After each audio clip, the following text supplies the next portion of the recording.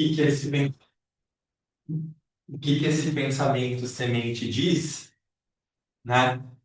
Mas a gente sempre precisa lembrar que quando a gente está falando de um pensamento semente espiritual, nunca é a personalidade que está falando, né? Quem está falando é a alma. Então, quando o pensamento diz eu me exteriorizo, quem está falando isso é a alma. Esse é o primeiro pensamento que surge, né? Então, quando a gente pensa nesse pensamento, eu me exteriorizo, é a alma afirmando, eu me manifesto, né? Exteriorizar e manifestar são verbos semelhantes. Ou seja, a gente tem no signo de Áries um impulso, não à toa é o primeiro signo, né? Então a gente vai trabalhar com a energia de primeiro raio, que é a energia de vontade e de vida, basicamente. Então é importante a gente pensar nisso, ter isso em mente. Então, eu me exteriorizo, é um movimento da alma de se manifestar. Então, no ciclo planetário de 12 meses, é no signo de Áries que a alma tem o maior impulso para a manifestação.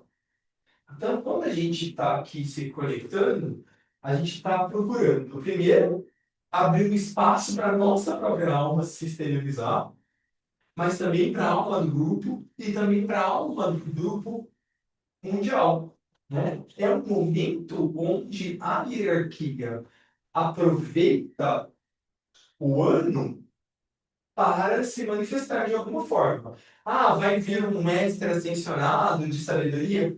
Não sei. Mas, de alguma forma, é um impulso do plano.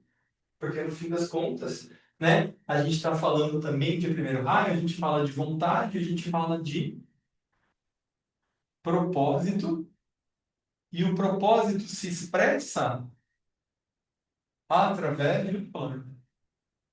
Então, é o momento mais oportuno dentro do ciclo de 12 meses, né, dentro do ciclo anual, para as ideias da hierarquia se manifestarem, né? Então, o plano vem através de ideias. Ou a gente pode chamar também de insights. É um momento onde a gente deve cultivar, então, uma responsividade, uma sensibilidade mental às ideias, primeiro da nossa alma, nosso nível mais interno, e depois como alma grupo e como humanidade. Então, é o momento, como parte do novo grupo que a gente usou na nossa meditação, a gente cultivar uma sensibilidade para esse plano.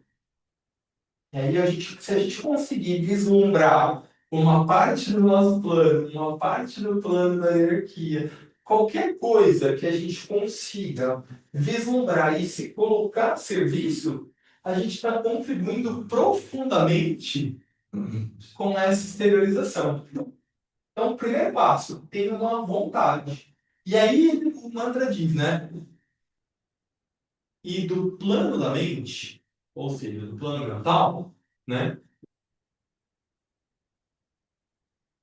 Eu, a alma, rejo ou governo.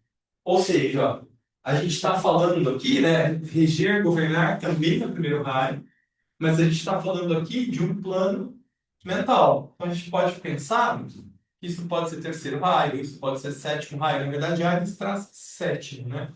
Mas terceiro também é exteriorização, só para ficar mais organizado no nosso mapa mental. Mas então, percebe? A gente está falando especificamente de uma exteriorização, de um vir para fora através da mente, ou seja, conscientemente a gente tentar, em alguma medida, captar esse plano, né? Não vai ser através do nosso emocional, não vai ser através do nosso corpo físico. A gente vai conseguir captar algum insight, alguma ideia desse plano através da mente. Por isso a gente faz uma meditação e não uma oração. Por isso a gente faz isso em grupo, para a gente conseguir, como grupo, tentar se unificar e aproveitar esse ciclo maior que fala disso, para a gente tentar, em alguma medida, responder a esse tipo de coisa. Então, só para a gente ter isso em mente. E aí, então, qual que é a ideia que eu quis trazer para a nossa apresentação? A gente tentar perceber alguns movimentos no mundo que, em alguma medida, estão respondendo a esse plano. Ou parece que estão, pelo menos. Porque aí o que acontece? É um jeito que a gente tem de nutrir, de fortalecer essas ideias, para que realmente elas possam impactar mais pessoas e também, claro, nos impactar. Sempre que a gente, né, no maior, é uma lei divina, o maior sempre inclui o menor.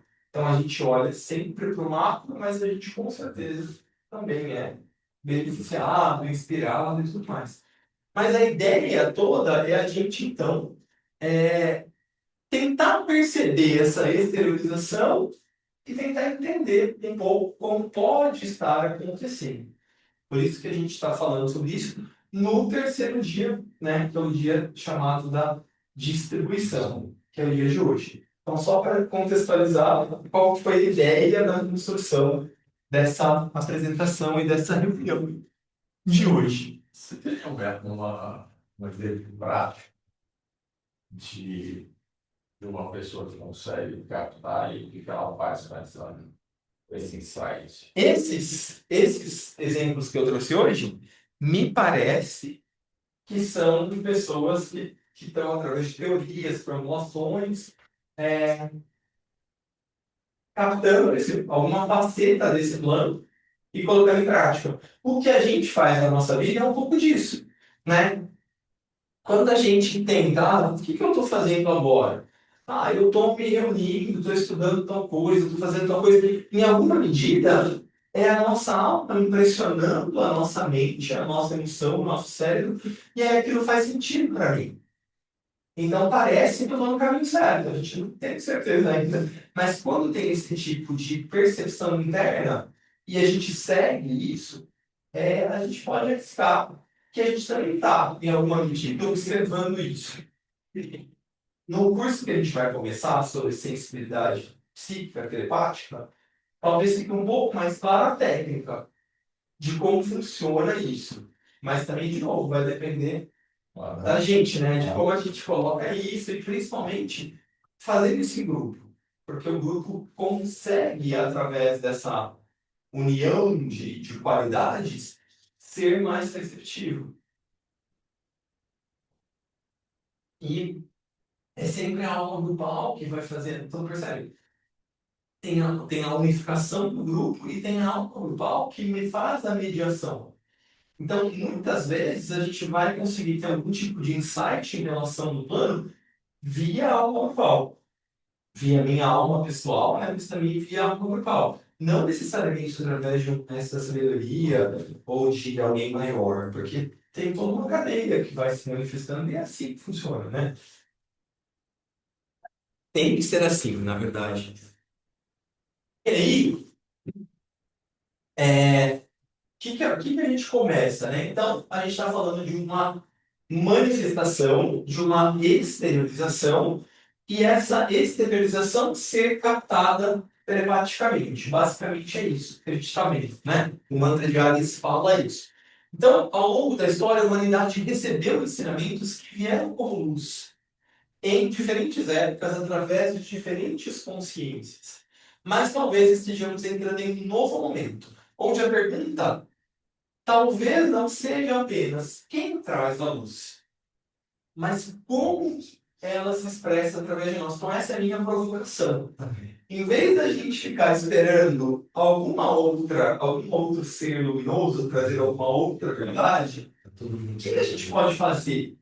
Né? Como que a gente pode ser uma expressão disso que a gente já sabe? Para a gente não ficar esperando, porque senão também a gente fica esperando uma coisa nova e um milagre, e aí a gente fica místico no fim das contas, né? A gente fica, deixa de fazer o que a gente já pode fazer, deixa de exercitar o que a gente pode exercitar, e fica numa posição passiva, esperando que algo aconteça. Ao mesmo tempo, a gente sabe que existe uma lei que se chama, tem várias leis, né, espirituais. Tem uma lei que se chama a lei da revelação sucessiva.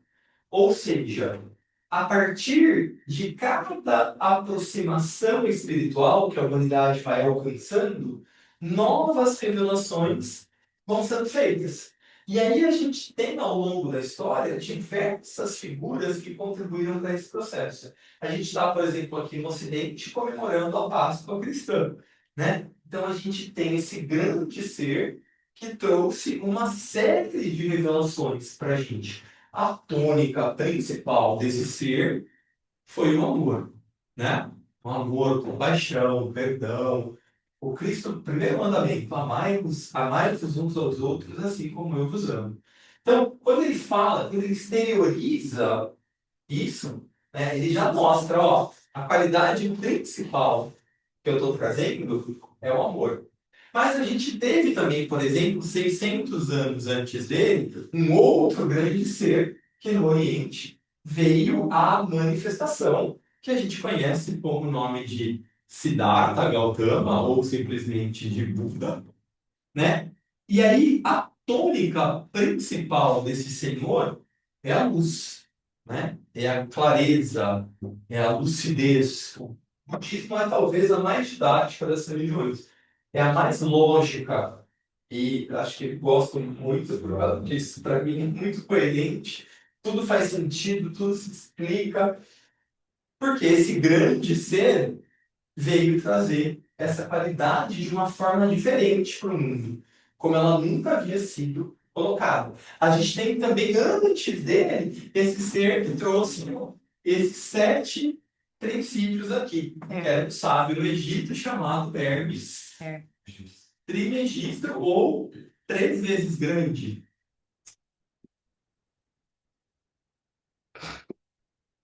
E a gente, se a gente olhar na história, a gente tem, né, Krishna. Ele diz no Bhagavad Gita, que é o livro sagrado dos indianos, ele diz assim: toda vez que a humanidade entra em colapso, toda vez que a justiça não é feita, eu me manifesto. Então, o que essa promessa quer dizer para a gente? Que a hierarquia se manifesta sempre que o rumo parece que está meio. Mas, na verdade, não é só assim, né? Ele faz essa promessa. Talvez até para acalentar o nosso coração, mas a hierarquia se manifesta sempre que a humanidade responde de alguma forma. O trabalho é sempre parceria.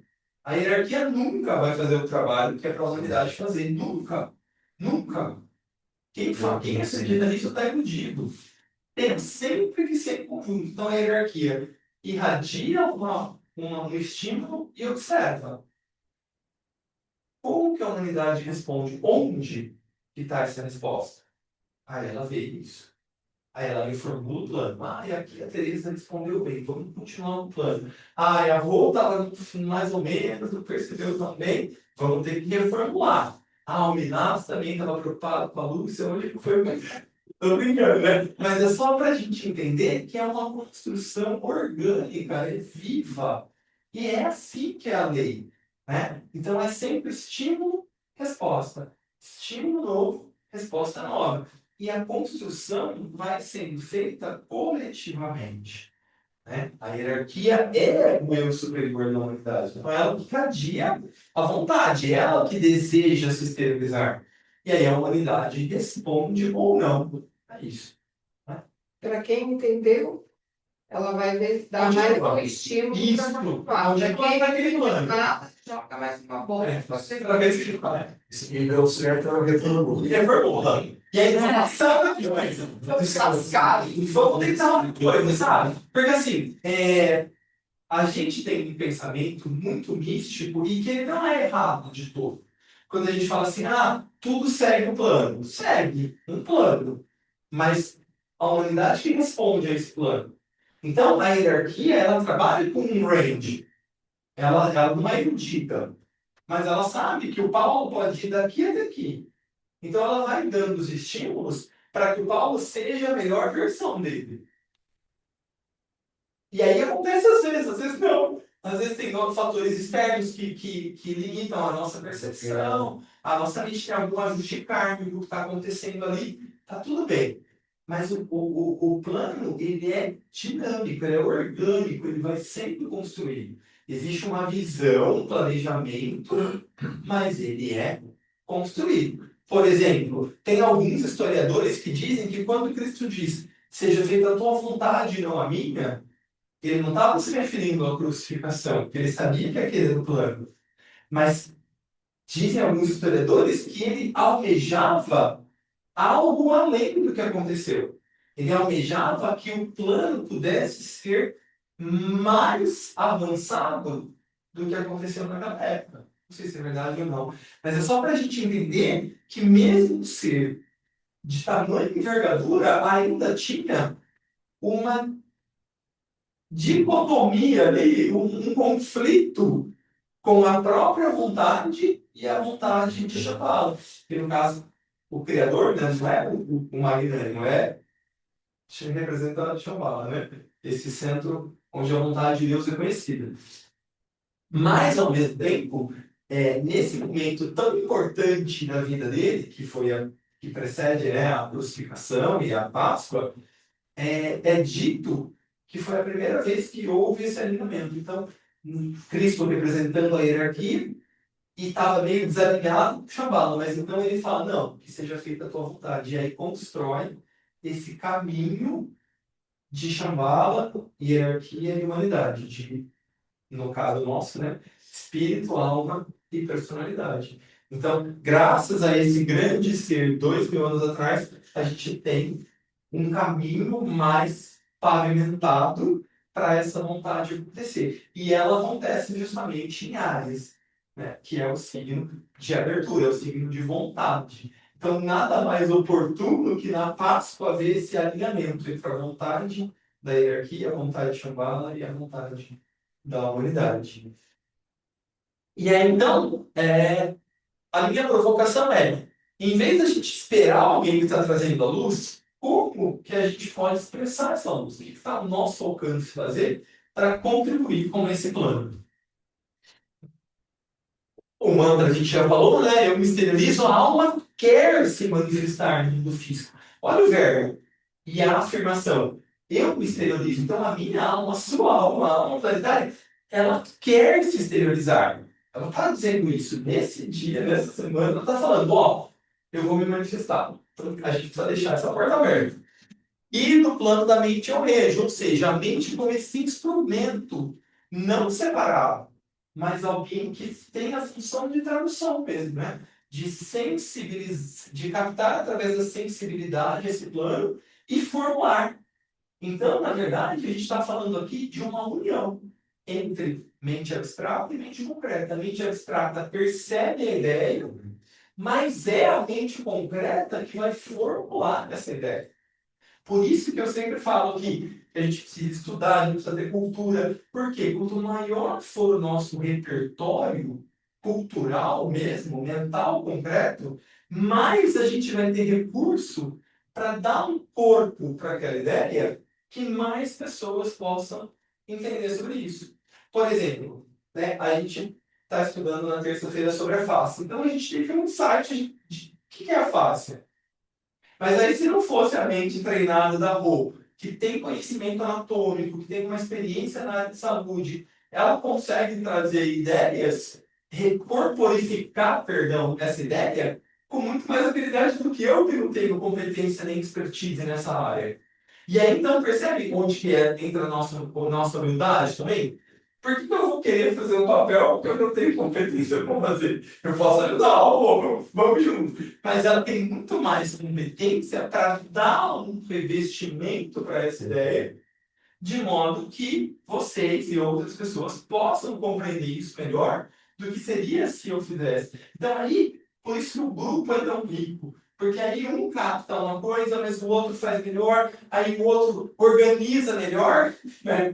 Porque se não organizar também. E aí os outros vêm e conseguem fazer tudo isso acessível para as pessoas. Percebe? Como quando a gente fala, não é um ideal fantasioso, é prático. O grupo, ele é prático nesse sentido de manifestação. Eu preciso do grupo para manifestar. A alma pode ter a melhor das intenções, e ela tem sempre. Mas para se exteriorizar e para reger o plano da mente, para promover um impacto aqui, na terceira dimensão, precisa de grupo, precisa de pessoas que cada uma vai fazer, vai dar o seu opinião ali, que vai dar a sua contribuição para essa ideia vir à manifestação. Senão não vem, ou vem e vai ficar assim. Aquém que é o plano, ele vai ser cumprido, né? A hierarquia faz isso que eu falava, né? De dar o estímulo e recolher, mas tem uma hora que ela vai falar assim, ó, tá uma brincadeira. Eu vou fazer do meu jeito agora. Fechou o play. Fechou o play. E aí vem as destruições, as coisas, tudo que a gente sabe. Por isso que tem aquele axioma, né? Não vai pelo amor, vai pela dor. Tem as suas distorções, mas é um pouco nesse sentido de, ó, eu tô aqui, tô fazendo, o que você tá fazendo? Agora acabou o seu tempo, agora eu vou fazer. E aí, então, acontece, né? Do jeito que tem que ser. Porque a vontade, ela vai se manifestar. Ela pode ser num alinhamento rítmico, cíclico, que é melhor para todo mundo, ou ela pode ser através de trancos e barrancos, mas ela vai se fazer presente. Porque o plano é esse, né? Existe todo um contexto que não é só planetário, é também sistêmico, do solar, é também cósmico, porque tudo trabalha, né? Como dizia a Blavatsky, nós somos vidas dentro de vidas. Então, a vida humana, ela precisa estar alinhada com a vida mineral, vegetal, animal, espiritual. O planeta Terra precisa estar alinhado com os outros sistemas, o sistema solar precisa estar alinhado com as outras galáxias, percebe? Então, tudo tem seu tempo, mas às vezes o tempo tem que se fazer presente, né? Então, a nossa grande pergunta no signo de Áries é: como a alma comunica seu plano à mente? É a pergunta que me nasce vezes. Como que ela faz isso? Pode passar para ti. E aí eu peguei a frase inicial da quarta estrofe da grande invocação que diz: desde o centro a que chamamos raça dos homens, que se cumpra o plano de amor e luz, e que ele cega a porta onde mora o mal. Ou seja, a elaboração do plano vem primeiro desde a vontade de Shambhala, mas a elaboração do plano é da hierarquia, não é Shambhala. Shambhala é a vontade. Ó, vocês têm que fazer isso. Como vocês vão fazer? É o segundo raio, né? É a hierarquia que vai elaborar. E quem vai fazer? É a humanidade numa hierarquia. A hierarquia cabe à elaboração do plano. A humanidade cabe à execução do plano. Então, cabe a nós essa parte externa, ou a exteriorização da alma. É através de nós. Por isso que a alma a rege através da mente. Quem que é a mente da hierarquia? A humanidade. Então, cabe a nós, como família humana, captarmos essa vontade, essa exteriorização e transformarmos em ideias, essas ideias, perdão, transformarmos em pensamentos e executarmos. Então, como é que a humanidade percebe isso? Primeiro, procurando essa sensibilidade receptiva, né? Receptora, recebe ensinamento. Segundo, aí o trabalho, então, recepção é a mente mais sutil. Os subníveis, lembra? Que a gente tem 7 subníveis. Os subníveis mais elevados, aqueles 3 mais elevados, vão captar essa ideia. Aí, quem vai elaborar? Concreta. É a mente concreta que vai interpretar, organizar e aprofundar esse insight, essa ideia, essa imagem, e é então expressar e viver através da nossa vida física. Então, a manifestação é mais ou menos essa. E quem faz isso? Quem deve fazer isso? A ponta encarnada, a gente aqui. Né? Então, o centro é o que chamamos raça dos homens, que se cumpra o plano de amor e luz através de nós. E que, fazendo isso, a humanidade, sendo essa expressão, ela vai fechar a porta de um mal. Por quê? Se ela está alinhada com o plano, que mal que vai existir? Nenhum. Mal não tá no plano, tá só para dar uma trabalhada. Então, a minha provocação, né? Talvez esse seja o momento em que a humanidade comece a pensar como algo. Não apenas recebendo sabedoria, né, numa posição passiva, mas tornando-se um instrumento vivo da expressão desse plano. Pode passar, tá, Tiquinho? A gente pode pensar que o Elon Musk, dentro das teorias das vontades dele, ele acaba exteriorizando essa vontade. Ele pega um grupo de pessoas e fala, eu quero isso aqui, quero um foguete. E as pessoas vão lá, estudam como fazer aquilo lá. Eu penso que ele tem um alcance, um acesso. Quem é dos nossos grupos mais antigos? Você lembra que a gente, bem antes dele ficar famoso, nos nossos grupos eu já estudava. A gente estudava no de liderança de segundo Eu acho que o Minas ainda não Minas tinha. tava. Minas, pergunta a Tati, a gente estudava no Musk É. muito antes dele ter esse boom da SpaceX, da Tesla, porque ele já dava sinais de que ele tinha uma percepção diferente. E aí depois se tornou. Então, na minha percepção, eu acho que ele tem alguns acessos. O que ele faz depois, né? Aí tem outras distorções aí. Tem outras Você distorções. se perde no caminho. É. Mas é aquilo que a gente falava, né? Né? A gente estava falando do filme que a gente assistiu lá do Nuremberg, né? Do tribunal. E, na verdade, assim, o Hitler, ele tinha um contato também.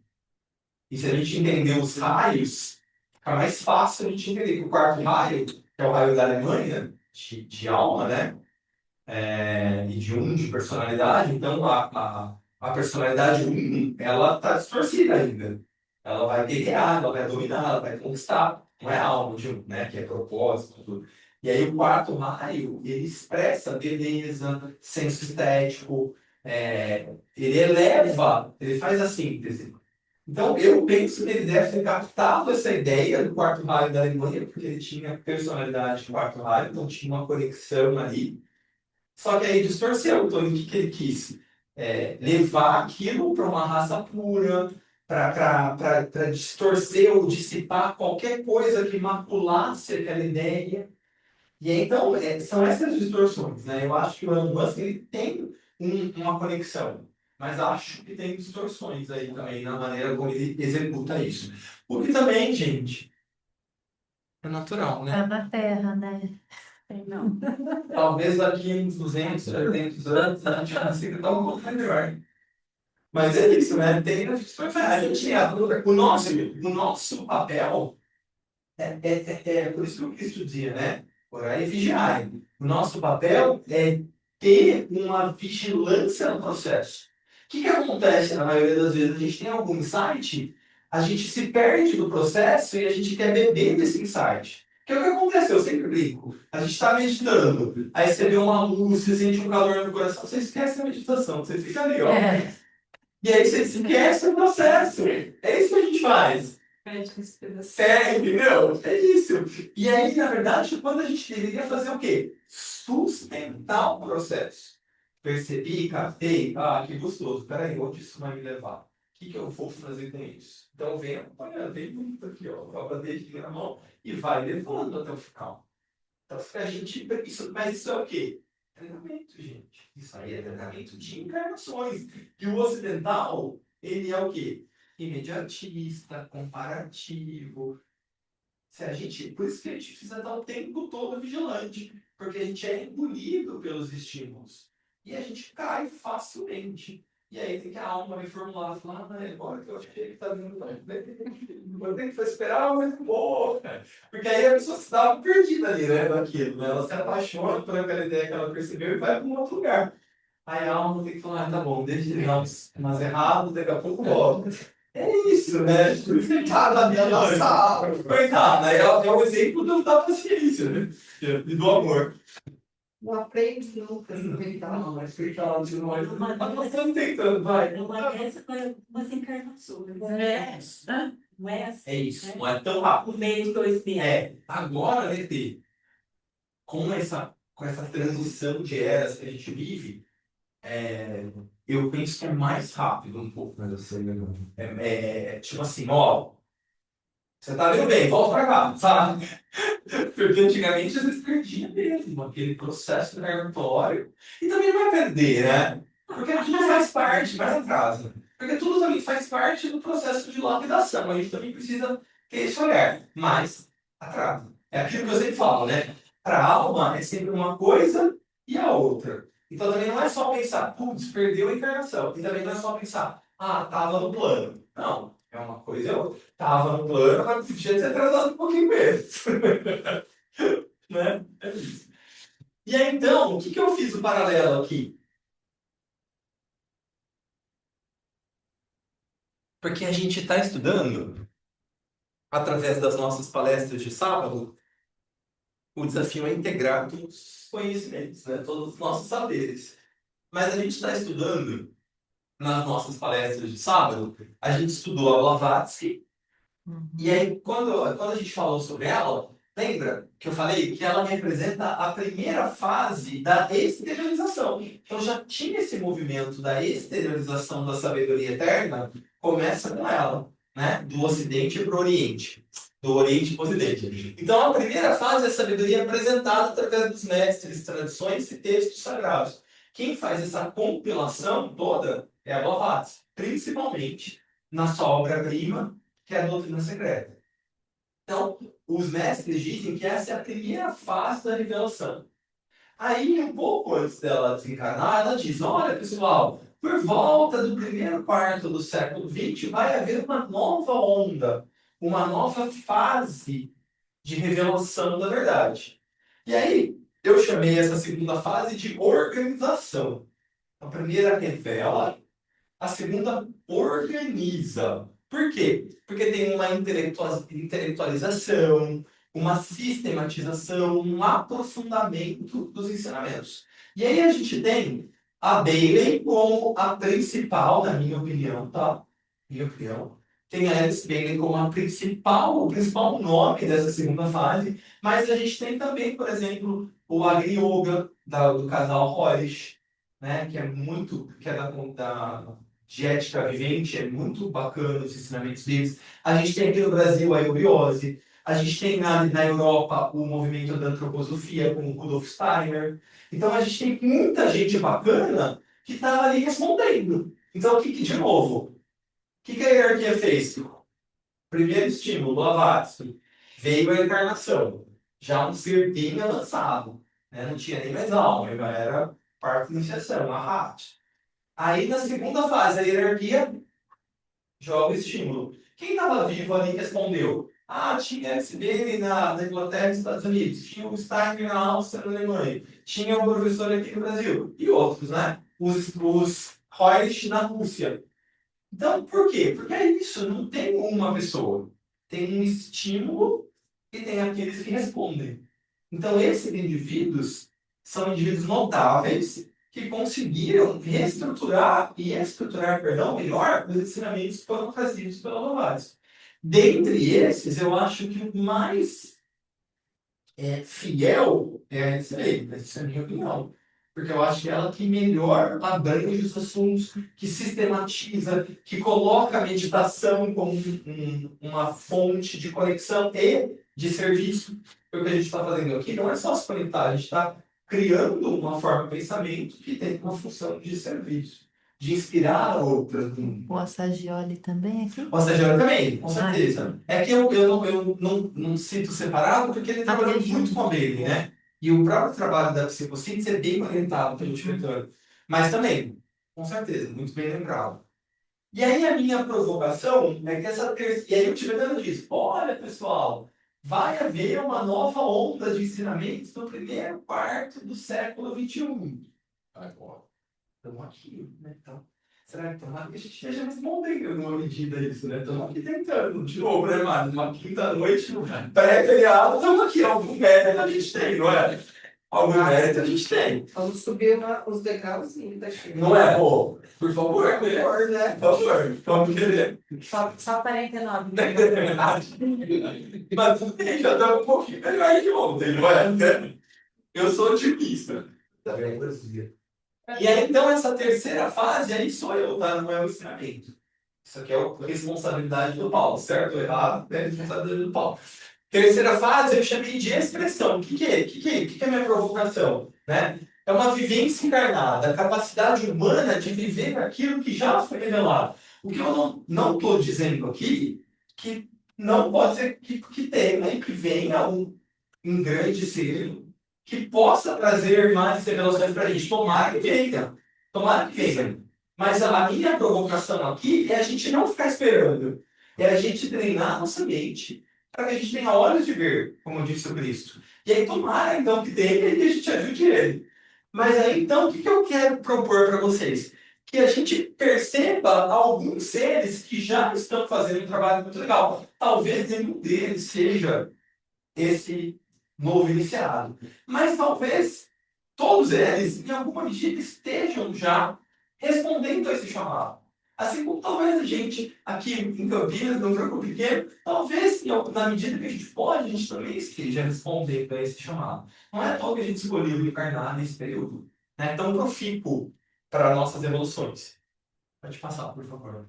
Então aí eu coloquei o Ken Wilber, que é um psicólogo norte-americano, que eu gosto muito, e ele tem alguns livros muito importantes. Na terça-feira, no acolhimento, eu vou fazer eu já montei hoje uma palestrinha só sobre ele.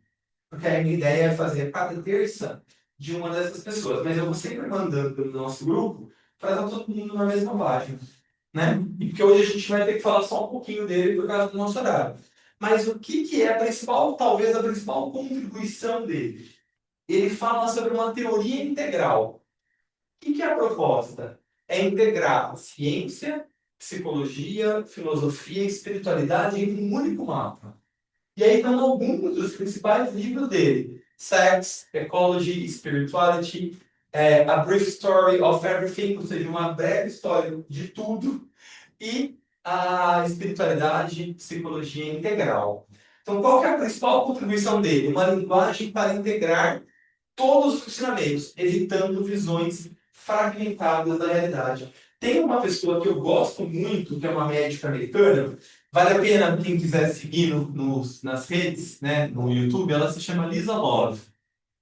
Eu gosto muito dela, assim, eu troco bastante mensagem com ela. Eu acho que ela tem uma mente lúcida, eu gosto do jeito que ela explica, e ela tem vários vídeos, tudo em inglês, mas tem tradução no YouTube alguns, mas ela faz uma comparação com, por exemplo, a Blavatsky abrindo essa síntese, né, abrindo não, unindo, né, mostrando tudo isso e ele fechando nesse livro. Então, é bem interessante a proposta que ela faz, né, da Blavatsky, através da doutrina secreta, chamando a atenção para tudo isso, e no livro da Psicologia Integral, o Ken Wilber fechando tudo. Então, achei muito interessante esse vídeo dela. Depois eu mando para vocês. Quem quiser no canal dela tem, mas é muito legal como ela faz isso. E não só porque ela faz, mas lendo a obra dele, é muito bonito como ele vai costurando tudo. E ele é um cara assim, super PhD, professor de universidade, ele é respeitadíssimo no meio acadêmico. Então, acho que isso é muito legal, porque dá embasamento, né? Diferente da gente, de eu falar aqui, né? Da gente falar aqui de um cara que é super respeitado nas universidades americanas. Tudo bem? Então vamos lá. Olha, melhor é que Ah, minha letra é horrível, né? Deixa eu Ai, escrever, por favor. tem aqui, ó. Põe aqui, ó. Olha lá. Ó. Põe em cima. Ah, não, eu queria o da Liv. Salada. Love. Love. É amor? É love de amor. Love de amor mesmo. Love de amor. Love. Não, love. Love de amor.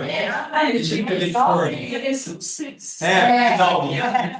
Não. Seguir. Love. Esse cara também é muito legal. O Otto Scharmer. Ele é um cara super famoso também do MIT dos Estados Unidos. E ele fala dessa teoria U. né? Então ele fala do movimento de descida, que é o deixar ir. Então, quando a gente nasce como. E aí, por que que eu trouxe? Porque ele é muito. Hoje ele está sendo muito estudado em diversas organizações, em diversas universidades, e a proposta dele nessa teoria U é assim, é cultivar uma aproximação. Então, o que que ele fala? Quando a gente está com alguém, ou quando a gente está captando uma ideia, ou quando a gente está conversando com outra pessoa, ele fala dessa importância do deixar ir. Então, suspender julgamentos, abrir a mente, abrir o coração, sair do automático. Então, isso serve tanto quando a gente está fazendo uma troca, numa conversa simples, quando a gente capta algo na nossa alma. Porque qual que é a nossa primeiro movimento? Eu captei uma ideia, o que que eu vou fazer já? Eu vou usar essa ideia a partir do que eu tenho de repertório, a partir do que eu tenho de conteúdo interno. E quanto é importante a gente, opa, segura um pouquinho. Pode ser que seja algo novo aí. Pode ser que algo novo requeira um corpo novo, um conjunto de crenças e de pensamentos novos. Então é muito importante a gente suspender os julgamentos, abrir a mente, abrir o coração, sair desses automatismos. E aí, depois, né? Então, por que que é um, né? Então, é a descida, o fundo e a subida. Então, o fundo ele chama de presencing. O que que é? Opa, captei aqui. Deixa eu ficar um pouquinho com isso mais.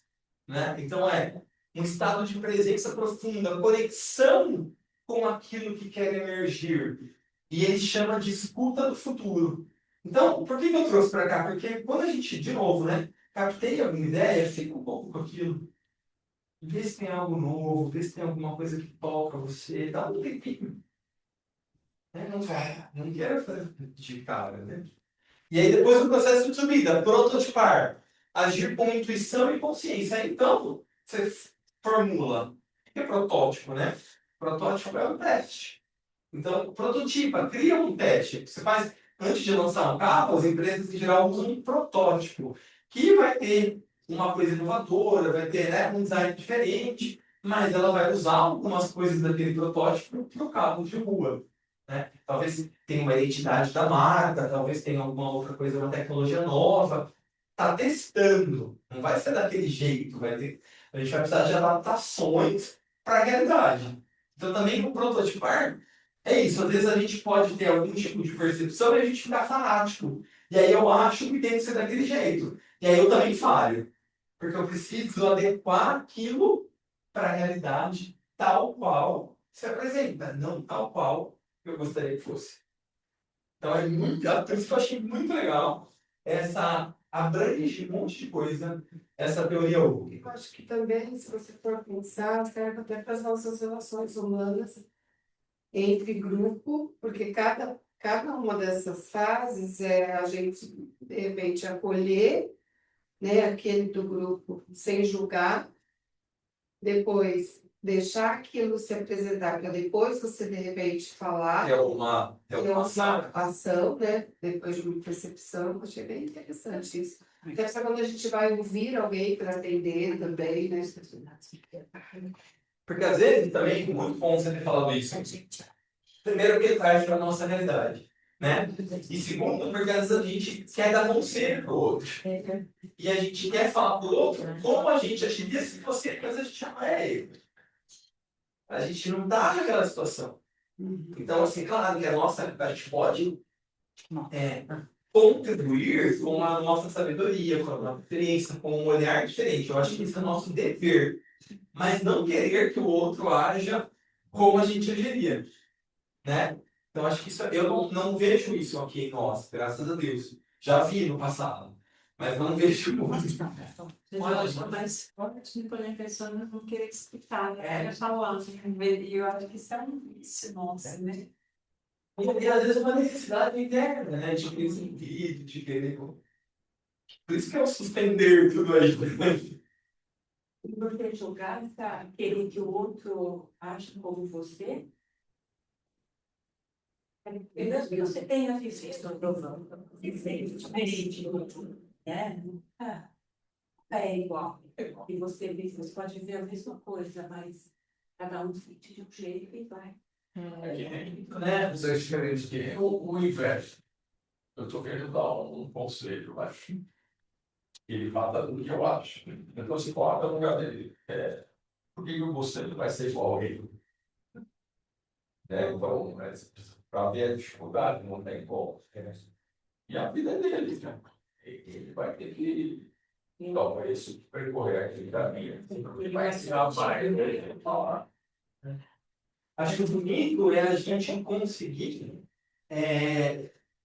destilar mesmo a nossa experiência para a gente conseguir extrair dessa experiência algo que possa inspirar o outro, né? E aí por isso que a inspiração é uma palavra que eu gosto muito, porque é o inspirar, né? Não é o querer fazer pelo outro, não é o querer que o outro faça com o meu, é o inspirar. Pode ser assim, mas vê como é que é para você. Né? Aí a frase dele, né? A frase não é minha dele. A qualidade dos resultados que criamos depende da qualidade da consciência a partir da qual agimos. Olha que potente um professor do MIT falar isso, né? Olha que potência. Que é isso. Olha como é inspirador esse pensamento. E por isso que eu falo de novo, né? Tem muita gente boa no mundo. Tem muita gente interessada em fazer coisas boas. Graças a Deus. Viu? É que as pessoas só publicam coisa boa. Né, tá? Tem. Poxa, ó, esse cara também é muito legal. Ele chama Frederico Laloux. E ele criou uma teoria, né, que se chama de organizações TEAL, vou falar em português, né? E qual que é a base disso, né? Qual que é a base dessa teoria que ele criou? Dentro das organizações, tá? Dentro das empresas, das corporações, autogestão, então ele propõe menos hierarquia, decisões distribuídas, a confiança em cada indivíduo. Então ele propõe um modelo de gestão menos top-down, né, menos de cima para baixo, e mais essa autogestão, cada um se responsabilizando mais por aquele coletivo, a gestão confiando no indivíduo, distribuindo as decisões, planejando melhor. Olha o que ele fala, peraí, ele fala muito de uma inteireza que também a gente pode trazer para tudo, para o nosso grupo, para os nossos coletivos. Emoção, intuição e sensibilidade bem-vindas no trabalho. Então ele abandona um pouco aquele modelo de que no trabalho você tem que ser pragmático, produtivo, mental, eficiente. Ele vai falar, não, cara, esse indivíduo vai ser isso, mas ele também é emotivo, ele também tem uma sensibilidade, ele também tem uma intuição. Eu estou contratando aquele indivíduo completo, o pacote inteiro, não só a determinada atividade. E um propósito evolutivo. A organização escutar, não, que ele fala muito da gestão, ter uma percepção de o que está querendo emergir naquele coletivo. Né? Qual é a ideia? Qual é o próximo passo? E aí tragam também para a gente, né? Como gestor de um grupo de crescimento espiritual, o que está querendo emergir no grupo? O que está se apresentando que eu não estou vendo? Então, que eu consiga ver e, principalmente, dar um espaço para isso. Para isso vir a manifestação e, então, depois perceber como é que isso vai impactar o resto, como é que o grupo vai fazer a gestão disso tudo. Então, olha só, é um cara que está nas organizações, vocês vão ouvir falar dele ainda, isso tudo que eu estou falando. Porque ele está muito forte na Europa, que no Brasil demora um pouco para chegar. Mas é assim, é algo que os executivos têm estudado ultimamente. Porque essa nova consciência está emergindo. O Google não usa isso aí. Eu acho que em alguma medida sim. Eu acho que não tão assim, tipo, com propósito ali, né? Mas em alguma medida sim. Pode passar também, da Tiquica. Aí, esses dois caras são mais conhecidos do grande público.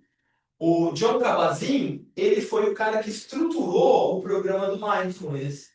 Então, ele que traz, né, essa prática budista milenar de cultivar o estado de presença, ele traz isso para o mundo corporativo, para as organizações, para os hospitais, E ele tem uma habilidade que ele cria isso num programa de 8 semanas. Então ninguém tem mais desculpa. Em 8 semanas, 2 meses, ele já te ensina como faz o mindfulness e já implanta no hospital, na faculdade, na empresa. Então ele foi best-seller também o livro dele, super famoso. Ele é, né? Quem que é ele, né? O médico que introduziu o mindfulness no contexto científico clínico. Um programa de 8 semanas, atenção à respiração, consciência corporal, observação dos pensamentos. E ele diz, não podemos parar as ondas, mas podemos aprender a surfar. Essa frase dele foi muito famosa. Que acaba com aquele mito de que para meditar precisa escalar a mente. Não. A onda vai continuar lá, mas eu posso surfar. O que é o surfar? Estar acima das ondas, né? E o Yuval Noah Harari, que também ficou muito famoso por aquele livro Homo Sapiens, que vendeu mais de 1 milhão de cópias, foi best-seller do New York Times por um bom tempo. Eu gosto muito do jeito que ele escreve. Ele é ele se define como um historiador da consciência, investiga como a humanidade foi construindo estruturas sociais, bem no antropólogo, o livro dele, a partir de narrativas compartilhadas. E ele fala, no século XXI, talvez a habilidade mais importante seja a gente conhecer a nossa própria mente. Por quê? Porque, por exemplo, com essa IA, você já sabe o que é verdade, o que não é? Com as fake news, você sabe o que é verdade, o que não é? Então, se você não prestar atenção nessas narrativas que são contadas, você cai. De novo, aí eu volto de novo para a Segunda Guerra, né? Que o Hitler dizia, né? A propaganda é a alma do negócio. E é até hoje, né? Como é usado para manipular a gente. Você pega o seu Instagram, você vê uma coisa que você curtiu, o algoritmo te joga só certos. Então, o que que é isso? É um tipo de manipulação para, não teoria conspiratória, mas por interesse, que é comercial, que é, né, de venda e tudo mais. Então, o que que o Harari fala? Dessa importância da gente estar consciente, da gente não se permitir manipular. E dessas narrativas. E quando a gente assiste o filme lá do Nuremberg, que a gente foi assistir, fica muito claro isso para mim. Porque o cara que está lá julgado era o segundo homem do Hitler e ele tinha uma esposa bacana, uma filha bacana. Não era nenhum monstro, psicopata. Pelo contrário, era um cara super inteligente, mas a narrativa vai sendo contada e a gente vai acreditando nessas narrativas e a gente vai, como sociedade, indo para um caminho que não é o mais correto, que não é o melhor. Então, ele chama a atenção para, opa, seja mais crítico. Perceba, reflita, observe. É nada novo no front, né? O Buda já dizia, não acredite no que eu falo, não acredite no que o seu instrutor fala, acredite no que faz sentido para você. A gente está falando, né, de 600 anos antes de Cristo, mas é bom a gente relembrar de vez em quando. E aí, né, para a gente não vai dar para a gente falar de todos eles, né? Mas para a gente ver outras pessoas que também estão trabalhando nessa convergência da consciência. Esse cara eu adoro, que é o Charles Eisenstein. Ele tem um livro muito bonito que chama Sacred Economics, que ele fala de o que é possível que a economia seja sagrada ou sacralizada, que é possível que a gente consiga ter uma economia que beneficie todo mundo, de uma forma muito, muito interessante. Ele escreve isso. Que ele tem um outro livro muito bonito que se chama aquilo que os nomes, não lembro em português certinho, mas é como se o nosso coração reconhecesse uma realidade diferente. Então, que não é tão difícil assim a gente fazer um mundo novo, porque dentro de nós a gente já sabe que isso é possível. E foi um best-seller também. Tem um outro cara bacana que chama Edgar Morin, que ele fala da complexidade do pensamento, da necessidade de a gente integrar saberes, que a nossa ciência e tecnologia é muito fragmentada, e da importância de integrar todos esses saberes. Aí a gente volta lá no Ken Wilber, que fala de uma psicologia integral. Esse cara aqui, Jean Gebster, ele fala da evolução da consciência dentro das corporações também. Ele diz que cada empresa também tem uma consciência grupal, ele não usa esse nome, mas usa uma consciência coletiva que vai também evoluindo. É bem interessante. O Eckhart Tolle, que você já deve ter ouvido falar, ele escreveu um outro best-seller que se chama O Poder do Agora, que também foi número 1 do New York Times. Enfim, vendeu muito aqui no Brasil também. Você tem ele? Tem. Foi super sucesso, né, Marlon? Eu gosto muito de ler. Muito bom também. Muito bom. É uma consciência muito bacana. Esse cara, Peter Senge, também fala de uma consciência coletiva. Esse livro dessa Joanna Macy é muito legal. Chama The Great Turning, ou seja, um grande momento de mudança. Né? Como se fosse assim, ela diz que a gente está vivendo essa possibilidade de uma grande mudança. De novo, ela é muito sábia em dizer que não afirmar que vai acontecer, mas que a gente está vivendo uma possibilidade de mudança. Então, as ferramentas evoluíram e a pergunta é: a consciência que as utiliza também evoluiu? Então, a gente vê, por exemplo, né, a inteligência artificial, a gente vê a tecnologia, e a provocação é: será que a consciência do homem evoluiu na mesma medida que as tecnologias evoluíram? O que vocês acham? Não. Talvez um pouco, mas parece que não está muito balanceado. Jovens me aterrorizam. Quando eu atendo algum jovem, sendo um adolescente, é aterrorizante, porque as redes sociais estão fazendo algo com a consciência deles, com a mente, com tudo. É espantoso, assim, para você conseguir, né? Quando a gente vai na casa de passagem, tem alguns adolescentes, né? Quando você vai falar alguma coisa, assim, eles já vêm armados, assim, como se fosse um, sabe assim, não, mas o que você vai fazer? O que não, vai ficar bem. Vai ficar bem pra quê? Tipo assim, sabe? Pra que eu vou ficar bem? Não. Então, parece que eles estão sempre à beira do precipício, assim, né? Eu acho meio complicado, assim, é uma pena, né? Eles não têm, assim, eu acho que eles perderam o poder de reflexão. Exatamente, eu acho que Eles não refletem sobre nada. Eles não têm, por exemplo, eu lembro que a gente, para discutir uma ideia, tinha que ler alguma coisa a favor e ler alguma coisa contra. Essa construção do pensamento crítico. Exatamente. Eu acho que isso eles não fazem. Eu acho que a gente falha um pouco nisso, né? Eu vejo que eu trabalho em escola, né? E eu vejo que assim, existe lá, tem um movimento para isso, mas também fico me perguntando quanto a gente é inspirador para isso também, né? que a gente está dependente das telas para É. acessar um monte de coisas, né? Os bancos estão fechando, vocês estão agora, né? Conta, exame. Então, de certa forma, a gente está ali dentro, mas a gente, na idade que a gente tem, talvez a gente tenha condições de. Né? De usar de uma forma diferente, porque a gente conhece um outro lado. Exatamente, e de usar sem abusar. É. Agora, eles não, eles só rolando. Nasceram, mas Nesse meio, né? conhece. O mal outro lado. Um quarto de popularidade ali. E isso aí já é uma ansiedade. Então, a gente não tem mais paciência para discutir nada, né? Que é mais rápido, segundos. É isso. Chamam de geração miojo, já desse termo? Já. Geração miojo. Rápido, fácil, que nem guarda qualidade. Isso eles usam em textos infantis e etc. Sim.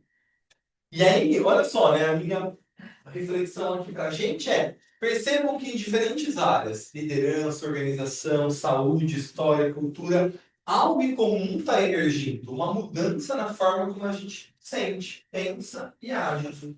Talvez isso seja um sinal de que a consciência humana está se reorganizando e que aquilo que chamamos de plano comece a encontrar expressão através da própria humanidade. Por que eu estou falando isso? Porque olha quanta gente eu citei aqui, né? E são pessoas que, assim, se a gente somar o que todos eles venderam de livro, é muita coisa. De livros, né? O quanto eles têm de acesso nas redes sociais é muita coisa. Então, o que será que está faltando para a gente sair de uma vontade que tem de ser melhor, de fazer algo melhor, para, de fato, uma expressão desse algo melhor, desse algo novo? Acho que esse é o nosso desafio, né? Até com os jovens, né?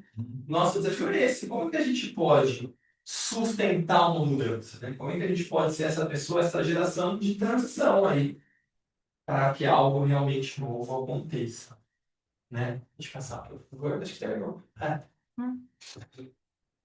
Então, essa é a minha proposta para a nossa reflexão de hoje, a gente perceber como se tem